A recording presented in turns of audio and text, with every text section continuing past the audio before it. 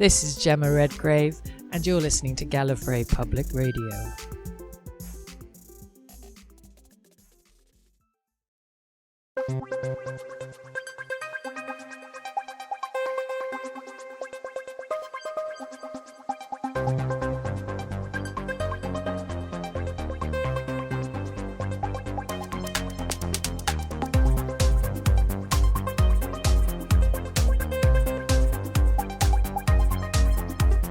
This is Gallifrey Public Radio, a weekly podcast dedicated to positive enjoyment of Doctor Who. We travel through classic and new episodes, explore the extended universe, and play a few games from time to time. We do discuss news, content that has been officially released, and the occasional interesting rumor, but we'll warn you before anything considered spoilers comes up.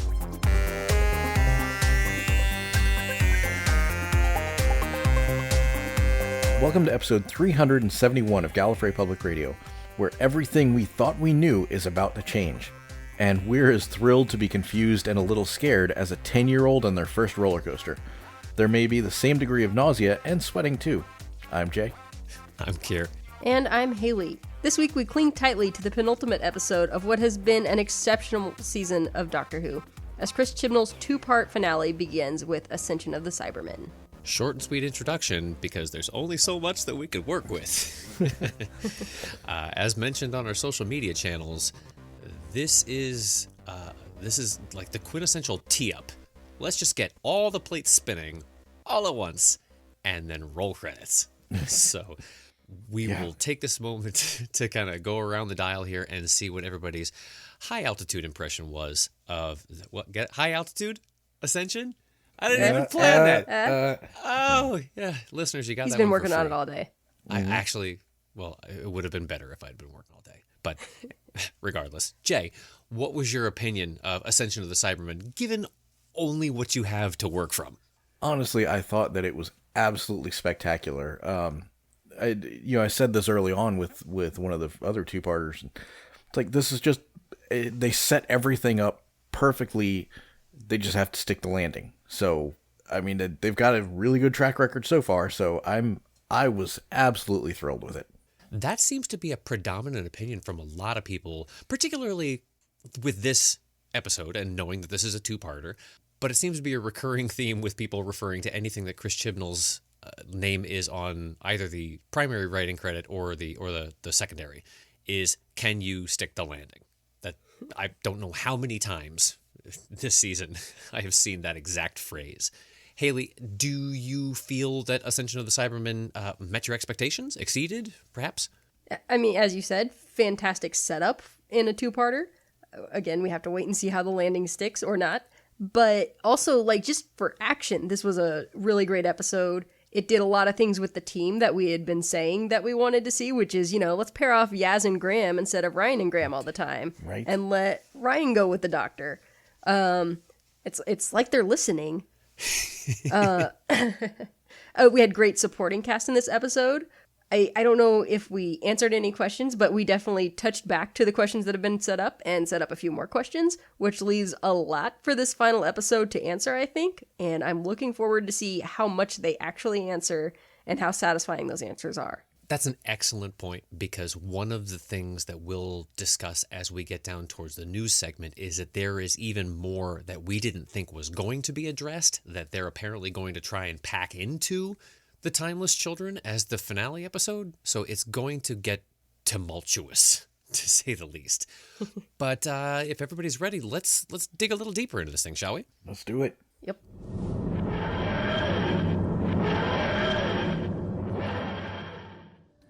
There's no glory in being a Cyberman, and there's definitely no glory in you. I mean, you talk about an identity crisis. You despise who you are. That anger and hatred that's driving you, those are human emotions. The real Cybermen, they don't do emotions. So you loathe your own being because of what's driving you. Now that's what I call an inner conflict. Yes. You are correct. Oh, am I? Didn't expect you to take it that well. I'll have to bill you for therapy at this rate.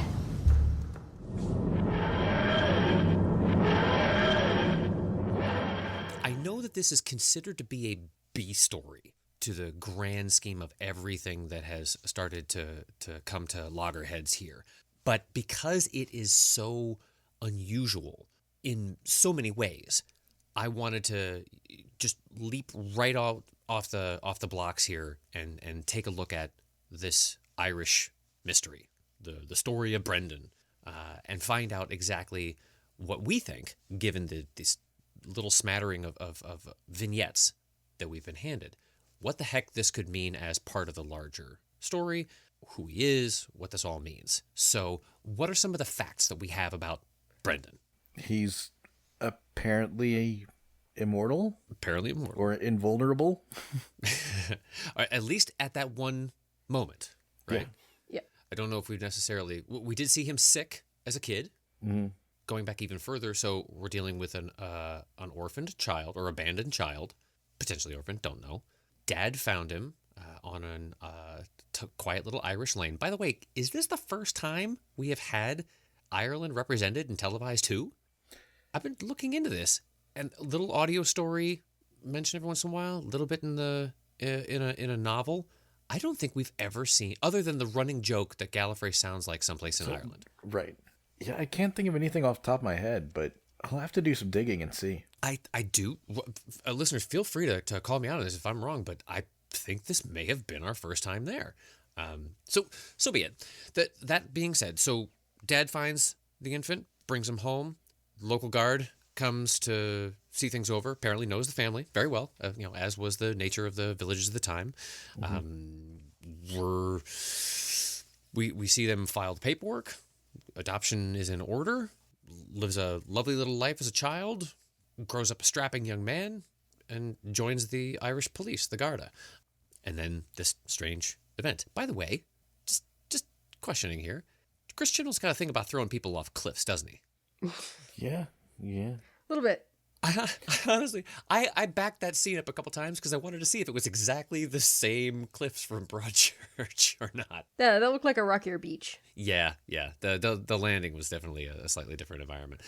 But, and then he, obviously, so he's shot in the chest and dropped off a minimum 5-story cliff from the nature of that fall. And pops up very Jack Harkness-like, right? No wounds whatsoever. No explanation as to why. And then the next time we see him, well, obviously after some sort of awkward conversations with the family the next day, next time we see him, he's aged and is retiring. And then this weird scene happens. What do you make of this? Honestly, it seems like some kind of origin story, but I have no idea for what. Is it a character we've already run into? Is it somebody that we've yet to find? I don't know. It almost seems like it wouldn't have quite the payoff if it's someone new that we haven't met yet. Like, I feel like it needs to be somebody in this episode, but whether or not that's, that's one of the Cybermen or one of the survivors or something along those lines, I don't know. Yeah, my guesses were he's a Cyberman, maybe that leader of the Cybermen guy, or he's the old man on the beach. Somebody had noted that they were watching the aging of characters, and something seemed amiss, right? Like like Brendan had aged because they grayed his hair, sort of distressed his face a little bit to wizen it a bit, but it didn't look like the father and the police chief's characters had aged at the same rate. Something was hinky with that.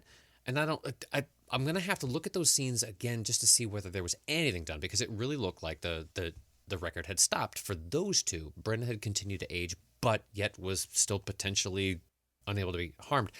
Well, until he gets tortured in this chair, handcuffed to a chair.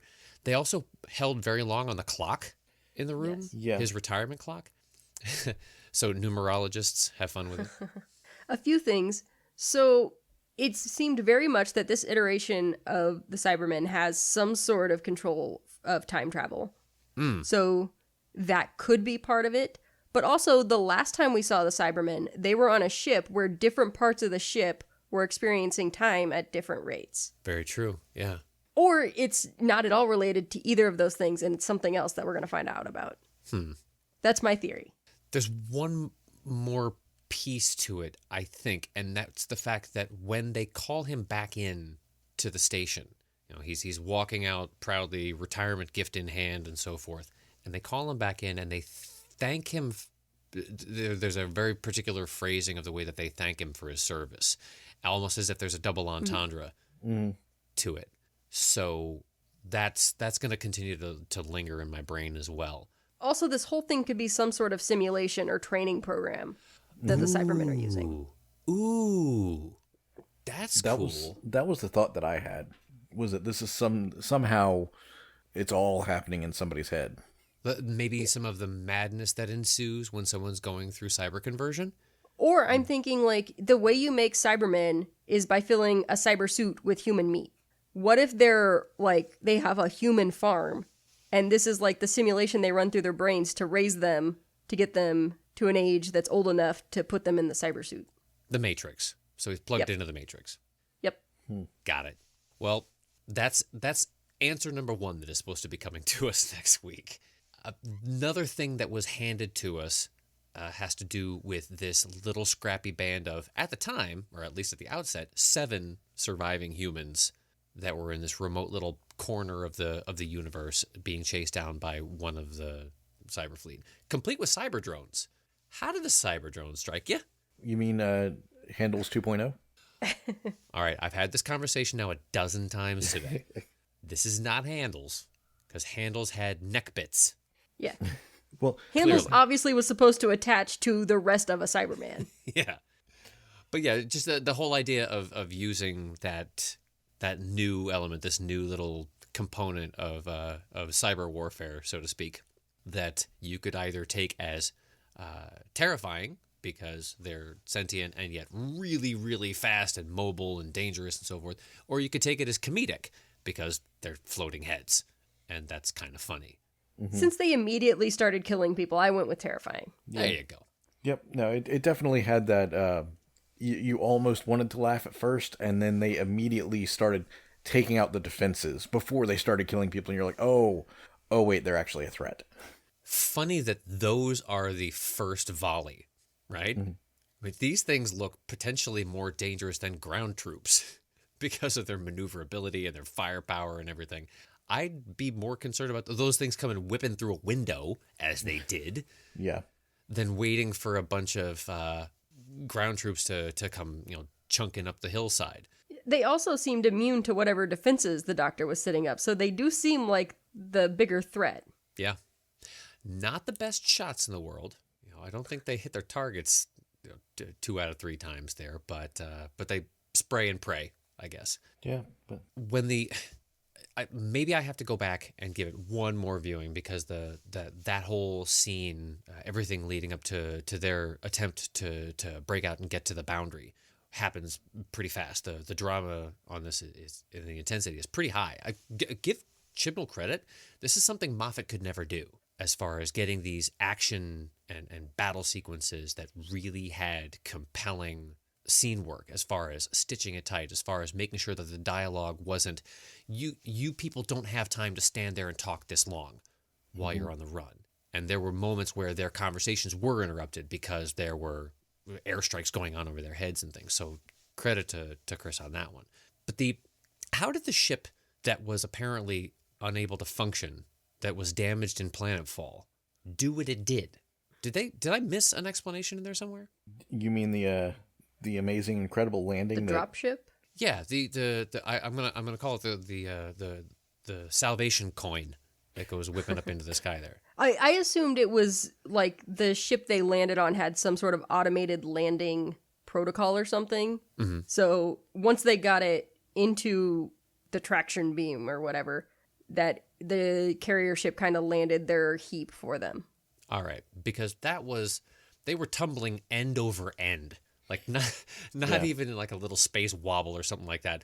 They were flipping like a coin and landed in the slot, made it into the docking bay and down onto the landing pad, facing forward so that the stairwell was right in front of the hatch when it opened.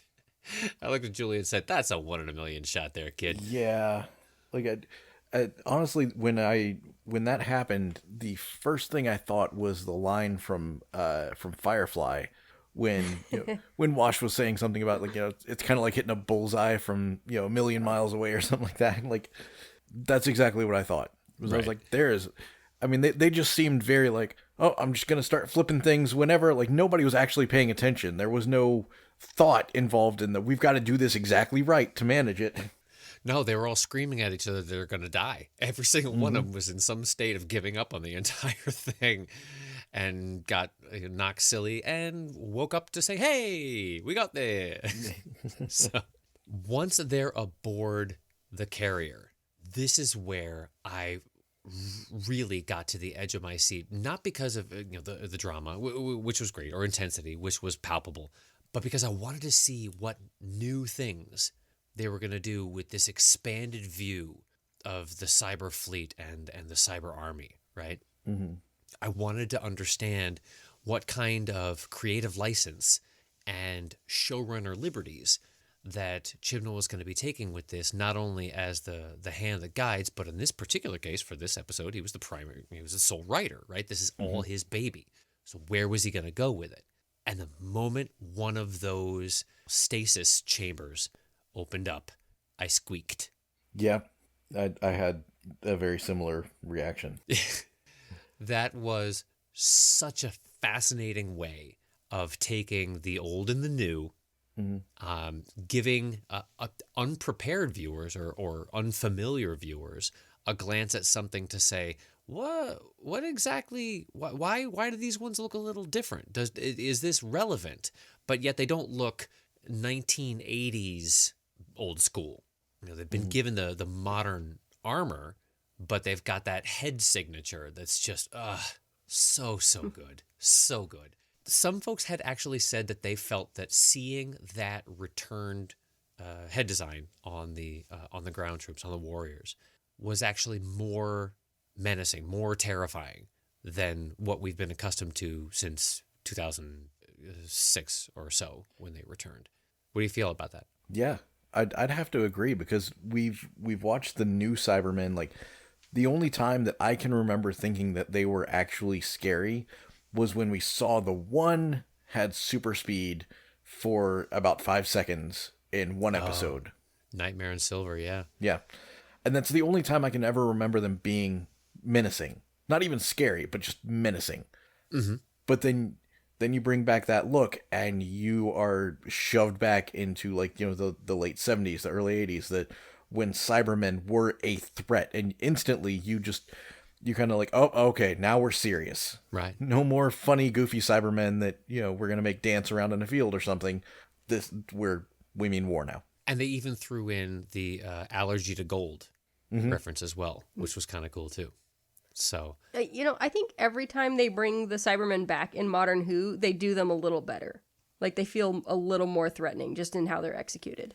I have to think that the strategy or the rationale behind that is not just obviously to make sure that you're always upping the ante, but just because there's a certain degree with this particular adversary, well, Daleks as well, and maybe they haven't been doing it quite as effectively with the Daleks until very, very recently, is that the viewers may be slightly saturated as far as their stimuli, entertainment stimuli, or specifically within science fiction. Oh, I've seen it all. There's only so many things that you can do. There's only so many enemies that you can throw at your heroes over the course of any given story. Something about, and I had tweeted this out a little earlier just after the weekend, because it was just mulling around in my brain, is that one of the things that specifically with Ashad, or I should say the lone Cyberman here, is however you want to refer to him, that really resonates with me is that the Cybermen have always been a formidable adversary because of A, their sheer numbers, right? Thousands upon millions of them. And the fact that they are probably cold-blooded. I don't think anything's warming their blood. Literally cold-blooded, emotionless killing machines.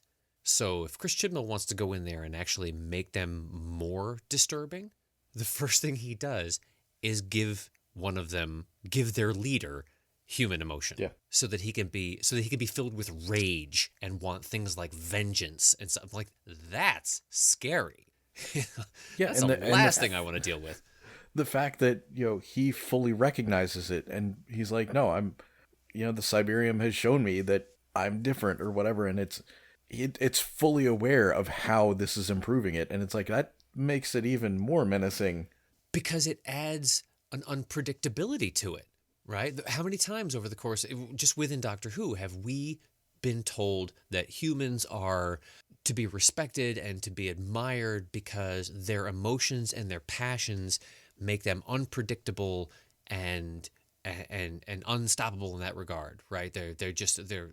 They go at something and they're tenacious about it because they need to survive. And it's been a compliment to the human race throughout. Now you've got this machine that can be kept alive indefinitely that has the same degree of unpredictability. So you can't just out-strategize it like you would the Cybermen of old that you could go at the chessboard route, something of that sort, or even the Daleks to that degree because they're so singularly focused. This one is rogue to a certain degree, but it's taking the rest of the army with it, which is that's freaking scary. Okay, so let me ask you this: what are your theories on what Ashad was doing to the other Cybermen that made them scream? Oh, I'm so glad you asked this because I'm still trying to figure this out. What if that is what we saw with Brendan? Oh, you're just extrapolating the same sort of interrogation / torture / whatever it was? Yeah, like, I don't know. I thought when it first started happening that he was going to be salvaging the necessary armor to complete himself, right? Okay. I just figured, okay, he's culling parts. It's a chop shop. Because he literally cracks out a buzzsaw. But then when you see that nothing's changed, my mind just kept tumbling over it. I'm like, was he doing it for the camera? It was just twisted. My theory is that he was disabling some of the emotion inhibitors To make sure, to give some of them, or perhaps maybe later we find all of them, that ability to be driven by their pain? Possibly. Ooh. I mean, it's because he recognized that it's giving him the edge. It's like, the cybernetic upgrades and the ability to, to feel are working really well for him right now. Right. Well, yeah, so we haven't seen the end results from any of the awakened warriors to find out whether they may be making the same sort of crazy leaps. But that would tie in a little bit to this potential Brendan story if it's a matter of Brendan was sort of a test case to see what can happen when you take a diligent, a dutiful soldier, so to speak, or in this case, a dutiful guard, and break him mentally and have him go through the experience of being broken that way. This is dark. Yeah. Whew. Okay. Well, speaking of dark, then, we've got the fact that the Doctor is continuing to function under duress, and she is not necessarily losing her patience or continuing to lose patience with the Space Fam, but she is getting shorter and shorter with what she's willing to tolerate as far as their involvement in the decision-making process. Is this a good thing? Is this getting to be something where it can't continue? It's going to blow up? Or are we already witnessing the blow up? What do you feel about this? Especially like that line that she says, I've been so reckless with you. Almost as if she's telling them, I've let you think you're more important than you are. I don't know. I don't feel like that's necessarily what it was. It was just almost like the Doctor has enjoyed having them along. Having someone that cares that much. They've been there to support her. And then she finally realized, she's like, oh, wait a minute. I've been blind to how much danger you're actually in. And it all kind of came into focus with, the comment last week when she was referring to Bill. It all kind of latches on there, and she's like, nope, you guys can get converted just as easily. I need to make sure you're safe. So you keep this isolated within just the reference to the threat of Cybermen particularly. Yeah. Well, not even that. If you look at the Doctor's last two main companions, it's Bill and it's Clara, and it hasn't ended well for them, at least as far as the Doctor knows. So I think it's understandable that when she realizes how much danger she has put them in this moment, especially after, the new humans that she meets have been killed, all the defenses she had brought along to protect them have been destroyed. I think that's the moment when she was like, I did not think this through. All right, maybe I'm trying to pull too much subtext out of this at this point, because I just feel like at this stage there are so many lines between the lines that I'm just looking for them everywhere. Got this paranoid viewing status. So, speaking of paranoid, and speaking of finding the unexpected, who comes busting through the boundary? Well, you knew he was coming back. We knew. I didn't know if it was going to be here, if it was going to be next week. There was no way that you could, be pursuing the storyline and not have him bookend this thing in some degree. But to have the boundary open up upon the ruins of Gallifrey, just as the Doctor had been seeing, our Space Fam's first view of Gallifrey, so that's got to throw him for a bit of a loop. And then have the Sasha Master come tumbling through. Ta-da! How did you feel about what he considers to be a very good entrance? I thought it worked. I thought it worked really well, because at that point, like, I was reeling from the blow after blow, and my girlfriend pointed out while we were watching it. She's like, "Why she's kind of like leaning on me, and she goes, "Your heart's racing." I was like, I checked my Fitbit, and I'm like, "Holy crap, you're right, it is." Like, it's been a long time since Doctor Who has done that for me. And then when the Master popped out of the barrier, I like threw my hands up. I'm like, all right, this is going nuts. I've got to sit and just wait and see what happens. Like, I'm giving up trying to figure things out at this point. Mm-hmm. Okay, so like my head spun off into a few different theories when he popped through and when we saw Gallifrey. Actually, before that, my head was spinning on theories. But Kasharmus, I believe his name is, the old man at the gateway, he had some sort of round thing dangling from his belt, which I thought looked like could have been some sort of Gallifreyan piece. So maybe he's a secret Time Lord. But that theory I abandoned quickly when I started spinning out a bunch of new ones when the Master popped through. So one of them is we've seen the Master work with the Cybermen before, so it's possible he's associated with it. But then I started thinking, what if the Time Lords decided to create the Cybermen to help them fight the Daleks at some point? Like, they needed some weapon or army that was as cold and ruthless as the Daleks were. Oh, wow. So they sent them to harvest all of humanity to use against the Daleks. Wow. So Haley just went darker than all of us. Yeah, no, but I don't necessarily think that she went crazy with it. Because we've been told all season that the Time Lords did something that the Doctor's not going to be willing to forgive them for. Yeah, the Time Lords did something so terrible, the Master thought they needed to burn. That's the level we're on. Yeah. The timeless child being the creation of these beings that never die? Possibly. Wow. All right. So Haley's quarter on the table has a nice little Siberian edge to it all the way around. Yeah, when I'm wide awake and watching Doctor Who, I come up with a lot more theories than when I'm trying to stay awake to make it through. I'm ahead of my time. Problem is, I'm only about 90 minutes ahead. Right. Well, that leads us to try and figure out if it's even worth taking pot shots at next week, or just do, because and I'll go first on this one, rather than making any predictions towards next week. I am at the point now where all the popcorn in my house is gone, and I am just willing to sit back and say, you know what? Just show me. I am not going to postulate anymore. I am not going to hypothesize anymore. I'm not even going to wonder anymore. I'm just going to go buy more popcorn and wait for Sunday night. Yeah, no, I'm in the same boat. Like, Kim was looking at stuff on IMDb earlier, and she's like, "Oh, there's some like light spoilers," and I'm like, "Nope, I'm going to turn it off. I just want to enjoy it. I just want to sit and watch it and see what happens." Yeah, she should know you by now. You don't even watch trailers for things. Walk into it cold. Yep. I've been theorizing for this entire podcast. Couldn't help myself. Yeah. But also, I am just ready to be given the answers. True. Because, well, and we've got one more thing we'll get to in the news, but we've got a little time to get to that one. So, yeah, a ton handed to us all around. This was, I think, start to finish was a hell of a fun episode. Oh, yeah. I thought the Master's entrance was a bit of a quick left turn as far as we were headed, as far as everything that had built up to that point. I think it did what it needed to do, though, because anytime he comes literally busting into the scene, it's supposed to be something that skids the needle off the record.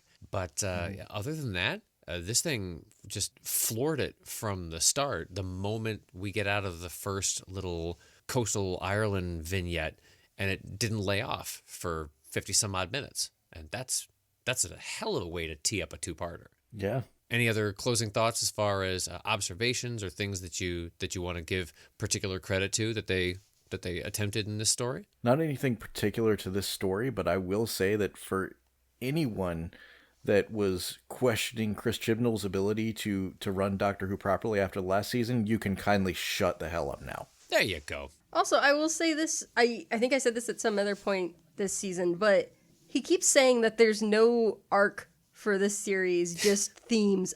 Again, I think he doesn't know what the word arc means, because this very much seems like it was the conclusion of an arc that has been building all season. Oh, I had one more question for you. Will we see now, given everything we've been handed, and knowing what was shot months and months and months ago, do you think we'll see one more little clip of Jack aboard his ship? Even if it's something like he pops up on a screen to give one final little piece of information either to the Doctor or to the companions as he, whizzes off into space. Because they could have shot a little bit more that they haven't yet released. Right. Likelihood? Coin toss. Yeah. Could go either way, 50-50. I'm hoping, but yeah, I could see it go either way.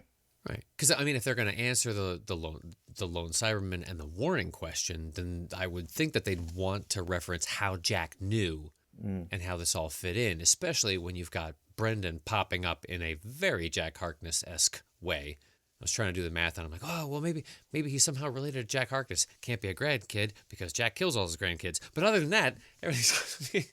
One time. You take out your family tree one time. Time-wise, when would that have been? I think that would have been too far back to be Jack's kid. I was trying to place... It's tough to tell in rural Ireland where you are time-wise in anything pre-1960s because it felt a little timeless to me as far as the way a lot of it gets represented in film and television from around the 20s to about the 60s. Because it was a matter of, you're dealing with something very agricultural landscape, and, you don't worry too much about a lot of electronic or technological advancements and things, but you didn't even see in the scenes that we were given until we got to things like in the police station. That's where you start to say, okay, that clock looks like it's from maybe around the mid 50s or so. And if that's the case, and Brendan looks like he's at his retirement age, so call that his 60s, then does that mean that when he was an infant, we were right around the turn of the 20th century? Yeah, you really start having to parse it like that. That's the sense I got, was that it was right around 1900, like pre-World War I at least, which would not line up with Jack's timeline, I believe. But it's been a while. Right, his supposed timeline, right? Well, yeah, but with Jack's timeline, whoever knows. Right, exactly. So... yeah, so we are all left with the wait and watch and see what we're handed and be prepared to be given a handful of answers and probably just as many, if not more, questions before we're done. Probably. Yeah.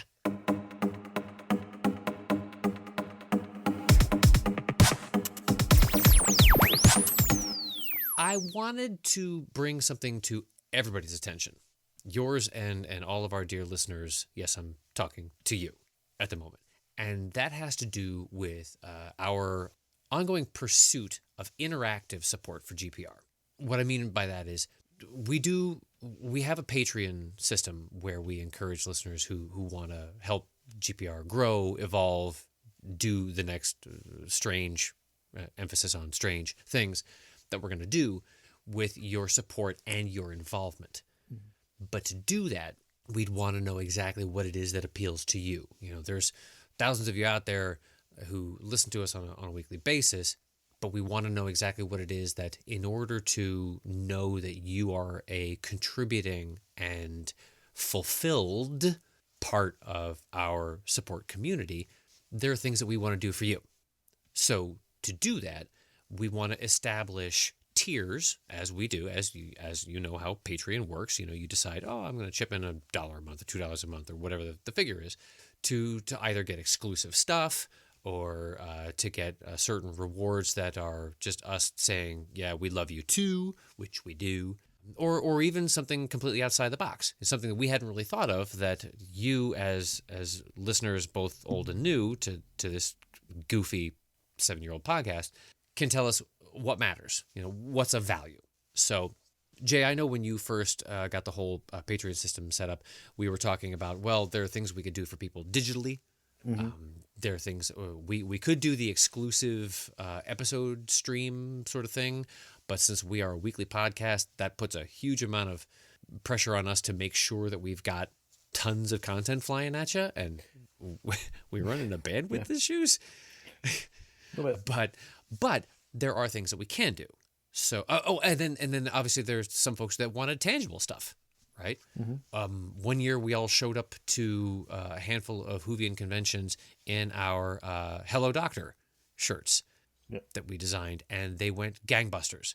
I did not prepare for how many people wanted a Hello Doctor GPR shirt. I might have to bring that whole design back out of mothballs and run these things off on the regular, because they were pretty popular. Or even things like the parody songs or the goofy games that we play. So here's what we've got at the moment. As it stands, anybody who wants to come in at what we consider our entry tier, that's the $2 a month tier, is they're part of our space fam, right? So that's you're going to get the shout outs. Like we would thank Una Song, who just jumped in midway through last month to become one of our supporters in that regard. So thank you, Una. I will wait to hear back from you how you want to get some of your extra goodies that I'll get to in a moment. But that's a matter of making sure that you get we'll show you the love here on the cast and on our social media channels as you choose. If you want to be anonymous, rock it. You'll be anonymous. You'll get the same amount of love from us and our head and hearts. Somebody who wants to jump in at $3 a month, we can, with lack of better terms, I'm going to refer to you as a time agent. So at this point, all the things that our space fan would receive, but I also want to put together a bundle of exclusive download access to some of the pieces, some of the sort of the under the hood stuff that we use to create our episodes from a production standpoint. That's our theme songs, all the way going back to, oh God, we've got one back from like 2014, 2015 that may be of interest to you. So you can hear kind of how the sound of GPR, both on our intro and outro music, and even some of the little incidental bumps that we put in that make lovely ringtones, by the way. I use a few of them myself, would be available to you for exclusive download. If someone wants to jump in a little higher, that's our High Council. So those are folks who will get all the things in the previous 2 tiers, and that's where the swag comes in. That's where I start going to my local UPS store and shipping out boxes to folks who want a little something from us. Maybe it's buttons or pins or some other little goodies that I happen to have from some of the con swag that we've done most recently, to some new stuff that I'm working on right now. If I can get everything shipped to me to ship to you. So that's available too. Then there's the top slot, as it stands right now, Rassilon's Guard. So these are the folks that really want to carry all of the emblems of power here around GPR, and that's where presently you'll get all the things mentioned. You'll get all the online kudos. You'll get the download access to all the music cuts. You'll get the swag box, and then we'll throw in an additional custom crafted gift for you. Either one of my really stupid sketches on a commission basis. You can tell me exactly what sort of Whovian material you want sketched out, or a parody song where you actually pick the song and we will go at it with our horrible sense of humor and even worse voices. Now, there are other things that I'd like to be able to fit into this, but this is where I really want everybody's input on it. So it has to do with things like, do people want specific games to be played? Do they want us to do apply maybe one of our drinking games to a story that we have had a really, really hard time finding the silver linings on? I have one in particular that I think Jay would just drink to make it go away. A couple of them, yeah, but one in particular, or something completely different. There's so many different options that we could do things for you that have that very GPR stamp and feel to them, that are one of the reasons why you keep downloading and listening to our goofy voices week after week after week. So if one of those things strikes you and you want to reach out to us and say, you know what, don't know if I'm ready to support you guys yet, but if I did, this would be the kind of thing that I would expect as a sort of a acknowledgement for what I've done, then by all means, shoot it our way. You know all the social media contacts, all the different ways that you can get word back to us, and we'll be happy to do so and incorporate that into those 4 tiers that I just mentioned, or create something new entirely. But we want you to be as much a part of our evolution, ascension, dare say. See what you did there. Yeah, right? Because we wouldn't be doing it if you weren't listening. So we want to make sure that happens. But we also got to keep the lights on, and we got to keep the stream going. We got to keep the site active. So that's one of the reasons why we want to have you on board, to thank you for making sure that we are capable of doing so now and 10 years from now. So, and that even goes even outside of anything monetary. Just your feedback and your reviews and all the things that we mention every once in a while are equally valuable to us, because it lets us know effectively how we're doing, and how we're striking you. So, Jay, you had something about that? Yeah, no, I definitely wanted to give some thanks to Copper Heather, who pointed out the faux pas of us referencing the scorpions in in the Nikola Tesla episode. What did we do? We referred to them as bugs, which it was kindly pointed out to us that scorpions are arachnids, which we understand that. Bugs is a general term, but we appreciate you keeping us on the straight and narrow for that one. I have a hard enough time with maths. You're going to throw science in there too? Oof. But also thank you to Vanessa Mc23 and TNNSBAW for your reviews too. And if you want to support us, but Patreon's just a little bit too much or whatever, then just head over to iTunes or Apple Podcasts, I guess it is now, or whatever, wherever you get our podcast, and just leave us a review. Yeah, there are an increasing number of resources out there where our podcast is becoming available. So if you're thinking about changing your podcast provider for whatever reason, some people come in and out of favor with Stitcher, or they may jump on or off Shoutcast or whatever it is you're using. We're adding new ones all the time. So the majors are typically referenced on the website, but there's also all the ones that I have a hard time keeping track of them all myself, and I'm the one that has to submit the feeds to them. Pandora is on the way. I just got word back from their support department that they realized that something had gone slightly awry with their assessment of our feed, so they're working on that. So that'll be helpful too. Spotify, all those other good things. So yeah, by all means, those things are out there. Thank you to all the listeners who have been pinging us through direct message for our Instagram and Facebook accounts to voice some questions, postulate a few things, contribute to the confusion of our fan theories about what the heck is going on right now. Jenny, thank you for today's conversation about what you think of the whole Brendan theory. I don't know. I don't know. But boy, you all have the bandwidth to be able to crowd think a lot deeper than we three can. So kudos to you for that. That's where we're headed, and we're going to be getting back into once this series closes, we're going to be getting into all of the goofery that we do during our usual downtimes. That's the classic rewatches. That's the Torchwood rewatch that we stuck a pin in a little while ago, and the games. The games are coming back because I've been coming up with some ideas I've been keeping in my back pocket for extremely stupid things for us to be.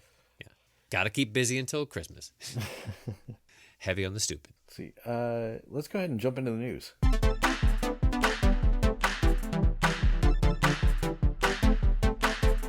Keeping it pretty straightforward tonight. There's just a couple of items we wanted to mention. One that we said that we were going to get to as we were getting in our discussion. But before that, I want to just mention to everyone, if you haven't seen the news go around, specifically just today, as we're recording here on Monday, is that hats off to Big Finish that are finally going to be providing the Whovian, the Whoniverse, with its first transgender companion.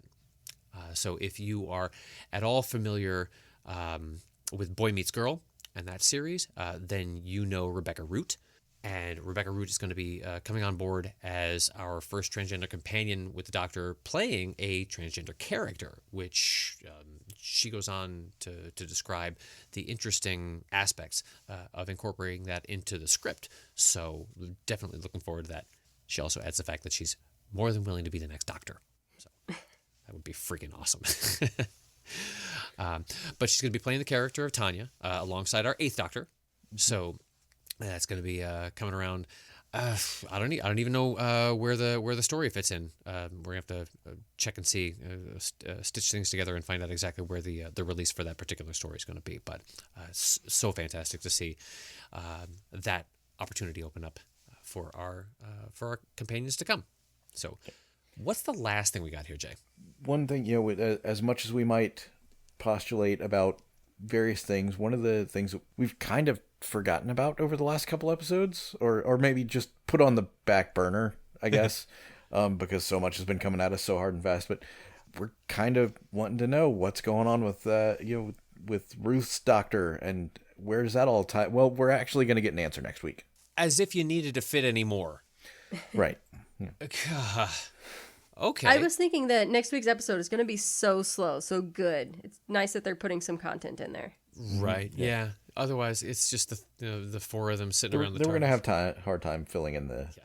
They're just playing Yahtzee. And so that then means that it's more than just another appearance of the Ruth Doctor and Joe Martin's character. It's an answer. According to Chibnall, he says, you'll get an answer.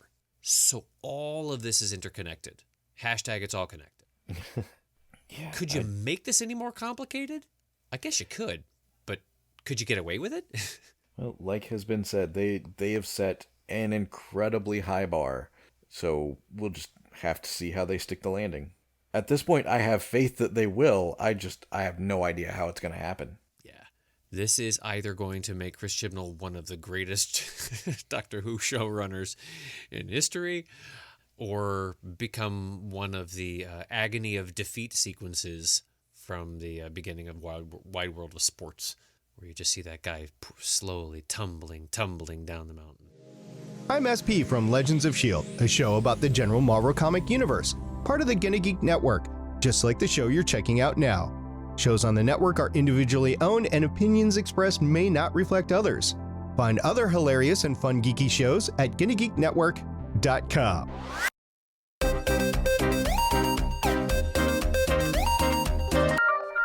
Right. Well, this has been episode 371 of Gallifrey Public Radio. Until next week, this is Jay saying, I don't want it to end, but I can't wait to see the conclusion. And this is Keir saying, and this is Haley saying, we're not lucky, sunshine. We're persistent. Never give up. Luckily for you. We'll see you guys next week. allons-y. Bye. Thanks for joining us for another episode of Gallifrey Public Radio. Join us each week for new episodes. We love getting feedback from listeners, so don't hesitate to share your thoughts with us. You can email us at feedback@gallifreypublicradio.com. Tell us on Twitter @GallifreyRadio, or on Facebook at facebook.com/GallifreyPublicRadio. You can also leave us a voicemail for inclusion in future shows at 210-802-1477. That's 210-802-1GPR. You should also go to GonnaGeek.com and check out lots of other high-quality geek-centric shows, or visit forums.GonnaGeek.com to talk about anything geeky with us or the community.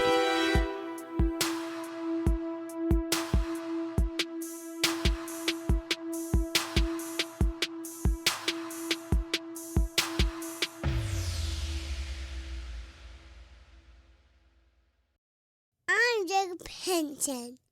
Gallifrey Public Radio is copyright 2020. See you next week.